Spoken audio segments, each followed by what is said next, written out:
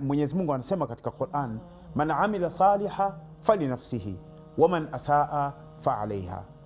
Anayefanya mema wakati akiwa hai, ana pumzi yake, ana afya yake, ana uwezo wake, kwa matashi yake, kwa kutaka radhi za Mwenyezi Mungu Subhanahu wa Ta'ala, fali nafsihi, huyu anaifanyia nafsi yake. Wa man asaa, na atakayefanya makosa, akakosea kufanya mambo mema wakati Allah amempa neema zote hizi, huyu atakuwa ameidhuru nafsi yake.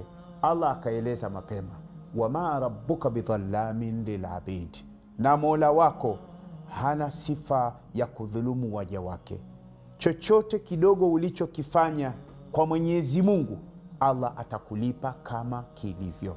Ulifanya jema, Allah atakulipa jema lako bila kukupunguzia. Ulifanya baya, Allah atakulipa ubaya wako kwa sababu ulifanya ubaya wewe.